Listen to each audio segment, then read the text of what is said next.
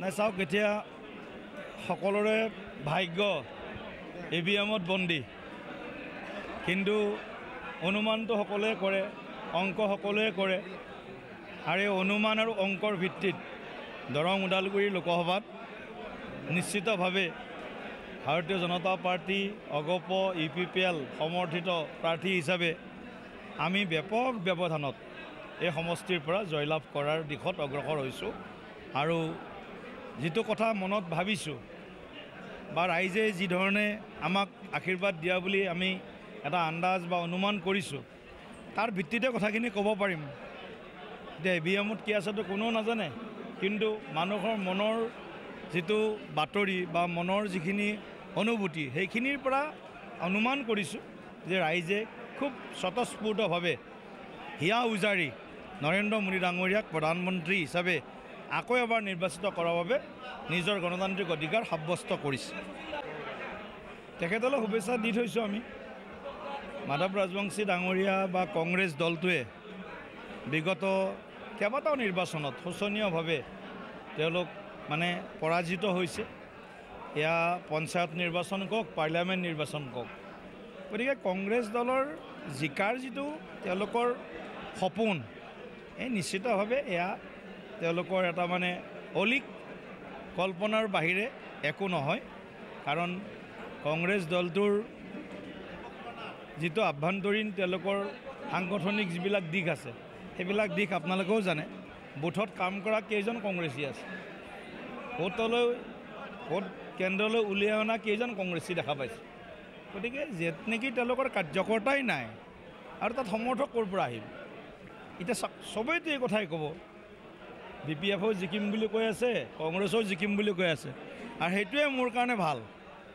কংগ্ৰেছ আৰু BPFে যদি অলপ বেছি ভোট পাইছে, আমাৰ মাৰ্জিনটো বহুত বেছি হৈ যাব। মই সেইটোৱে আশা কৰি আছোঁ যে কংগ্ৰেছে অলপ বেছি ভোট পাওক, BPFে অলপ বেছি ভোট পাওক। কাৰণ তেওঁলোকৰ ভোট 8 লাখে, 8 লাখৰ ওপৰত তেওঁলোকৰ ভোট নাই। গতিকে 8 লাখৰ ভিতৰত তেওঁলোকে কিমান কোনে ভোট পায়, কোনোবাই যদি 4.5 লাখ পায়, কোনোবাই 3.5 লাখ পাব। গতিকে 4.5 লাখ পালে আমি 9 লাখৰ ওপৰত ভোট পাম, 9,30,000 তল ভোট নাপাওঁ, এনেকুৱা এটা অনুমান আন্দাজ কৰিছোঁ। গতিকে আমাৰ মাৰ্জিন মিনিমাম 4.5 লাখ, 4.5 লাখৰ পৰা আৰম্ভ হ'ব। তেওঁলোকে সেইখিনি পিছতে ঘূৰিলে, ভোটাৰৰ পিছত নুঘূৰিলে।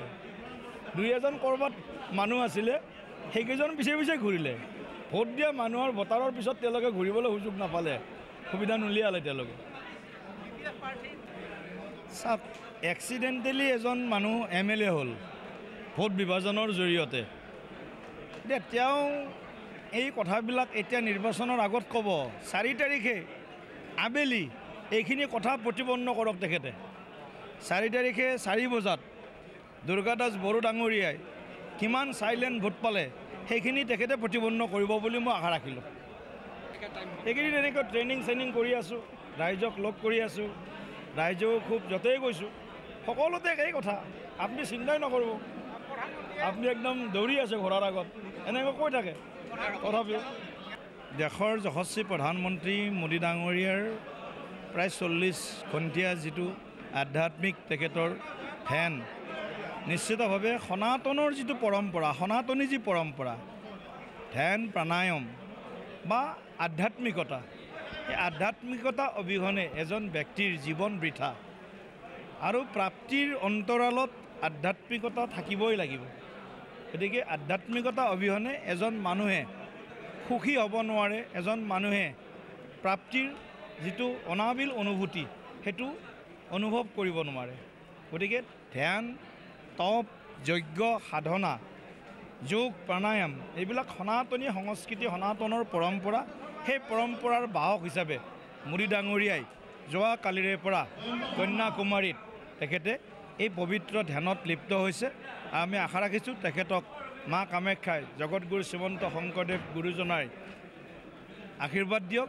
তেখেতে ধ্যানৰ যি উদ্দেশ্যৰে ধ্যানত বহিছে সেয়া ফলৱৰ্তী হওক, আৰু আমিও তেখেতৰ এই যি আধ্যাত্মিক ধ্যান, এই ধ্যানৰ প্ৰতি আমি শুভেচ্ছা জ্ঞাপন কৰিছোঁ।